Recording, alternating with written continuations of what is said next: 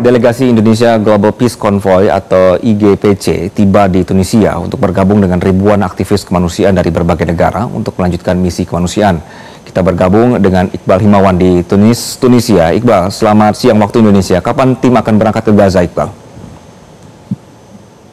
Di waktu Indonesia, nanti direncanakan dalam beberapa hari ini rombongan dari Indonesia Global Peace Convoy bersama dengan ratusan delegasi dari puluhan negara lainnya akan berangkat dalam waktu sekitar 2 atau 3 hari lagi.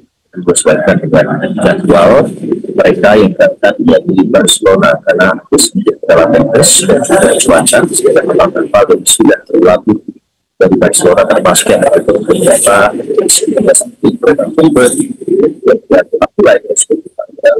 antara cuaca, namun mereka sudah kembali melanjutkan pelayarannya dan dijadwalkan melakukan sekitar hari Jumat. Saat ini kami akan berkumpul bersama menuju dalam blokade Gaza. Nah, yang terpenting sebenarnya dari seluruh misi global formula ini yang juga disebutkan oleh kedua delegasi bahwa fokus dari misi ini adalah untuk kembali mengenal tema dunia pada apa yang terjadi di Gaza saat ini. Situasi masih sangat-sangat mengkhawatirkan, menyeramkan bagi warga Gaza. Kita tidak bisa membayangkan karena mungkin dengan segala pengamanan yang kita miliki, namun warga Gaza saat ini masih berdekatan dengan genocida yang masih terus dilakukan, dibagi blokade bantuan kemanusiaan dan oleh Israel. Kemudian keputusasaan orang-orang warga sipil yang melihat bahwa tidak ada negara, tidak ada kepala negara, tidak ada institusi internasional apapun, bahkan internasional yang bisa menghentikan kejaman Israel di Gaza. Itulah yang mendasari warga sipil ini bergerak dalam sebuah misi kemanusiaan terbesar dalam sejarah maritim untuk menembus blokade Gaza ini. Itu tujuan yang ingin ditekankan berulang-ulang oleh semua yang bergabung dalam misi ini.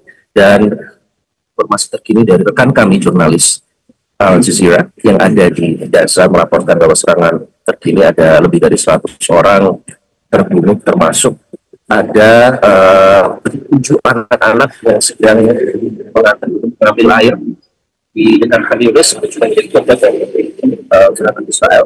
Juga para jurnalis yang lagi-lagi menjadi korban dari serangan Israel yang tampak. Dan itulah yang membuat pertanyaan besar tentu saja, mengapa hingga saat ini warga Gaza masih harus mengalami hal-hal yang mengerikan tersebut. Oleh karena itu, ribuan orang dari seluruh dunia sudah terhitung ada 15.000 atau bahkan lebih yang mendaftar dalam misi ini, nanti bergabung dalam puluhan kapal yang berangkat dari beberapa pelabuhan dari Barcelona, kemudian dari Italia dan dari Tunisia. Nanti tempat kami berlayar itu nanti akan bergabung, dan kami sudah juga melalui serangkaian pelatihan safety protocols nanti pada saat kami berlayar apa saja resiko yang mungkin dihadapi. Kalau melihat dari misi-misi sebelumnya, resiko yang dihadapi beberapa di antaranya nanti akan dihadang oleh Israel, kemudian akan ditangkap dan dideportasi kembali ke negara masing-masing. Itu pun juga menjadi pertanyaan, itu adalah perairan internasional. Jadi penangkapan yang dilakukan Israel sesungguhnya sejatinya itu adalah ilegal dan melanggar internasional. Mereka tidak berhak untuk menangkap warga sipil yang sedang berlayar di perairan internasional. Itulah yang menjadi pertanyaan lainnya.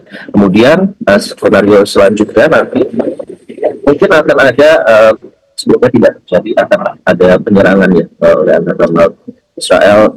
Kalau di Indonesia namanya Kopassus, kalau di sana memang ada pasukan khusus yang memang ditugaskan untuk menerapkan serangan terhadap armada-armada seperti ini yang tidak sesuai dengan tujuan mereka. Nah, ini yang kita khawatirkan akan terjadi. Dan skenario terakhir tentunya yang diharapkan oleh kita semua, armada kapal terbesar merchant sepanjang sejarah ini bisa akhirnya tiba ke Gaza. Tujuannya apa? Kenapa kok sampai semua orang ini sangat ingin bisa menembus blokade Gaza? Kenapa harus ada mendobrak kepungan di Gaza atau Great Siege of Gaza? Karena untuk membuka humanitarian corridor atau koridor kemanusiaan yang selama ini diblokade oleh Israel dan telah menyengsarakan ratusan ribu warga Palestina. Ini pertanyaan selanjutnya, bagaimana mungkin perbatasan darat yang sesungguhnya tinggal dibuka itu kemudian untuk memuluskan bantuan kemanusiaan dari seluruh dunia untuk bisa masuk dan membantu warga Gaza tidak bisa dibuka. Sementara akhirnya banyak negara harus melakukan, termasuk Indonesia harus menjatuhkan bantuan dari udara, harus lewat laut.